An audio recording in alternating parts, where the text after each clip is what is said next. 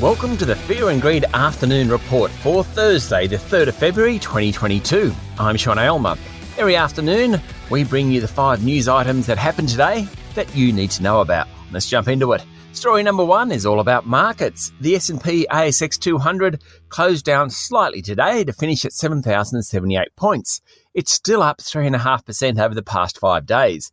The tech stocks were hit hard following some disappointing earnings announcements out of the US. More of that shortly. Battery group Novonix was the worst performer, down nearly 15%. Buy now, pay later group Zipco was off nearly 10%. And PolyNovo, WiseTech Global, and Imugene, all tech groups, were off more than 7%. The health sector also came under pressure.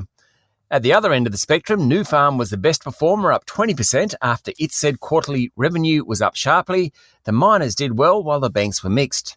Story number 2 comes from the US.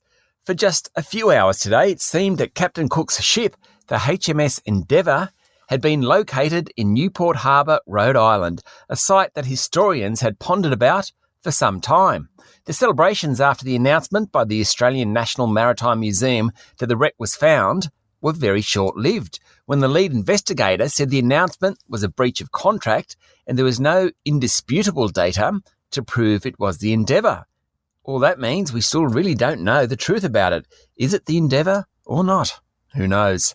Story number 3. The federal government will establish a task force to look into deaths in aged care. There have been 566 deaths in aged care facilities so far this year, many from COVID. This is happening notwithstanding a royal commission into the sector that handed down its findings less than a year ago. Clearly not enough has been done to support aged care. There are around 27,000 cases of COVID recorded across the country today and more than 80 deaths. Story number 4 is from Westpac. The country's third largest bank reported cash earnings for the 3 months to the end of December of $1.58 billion. That's up 1%. The good news was that revenue was higher than forecast and cost cutting was more substantial. The bad news was that profit margins were squeezed. Westpac's share price closed up more than 2% today, outperforming the other 3 major banks. And story number 5 is all about Facebook's parent, Meta Platforms. Its share price tumbled 24% in late trading this morning on Wall Street. That's because it said growth in users had stalled at 2.91 billion monthly users. The social network group is feeling the impact of competition for users' time and a shift to video where advertising just isn't as lucrative. YouTube and TikTok are taking users from Facebook. All this comes as boss Mark Zuckerberg is shifting strategy towards the metaverse or virtual world, which is all about an immersive internet. And changes made by Apple to improve the privacy of iPhone users has also hurt Facebook's advertising revenue. Spotify also disappointed this morning and its share price fell as much as 23%.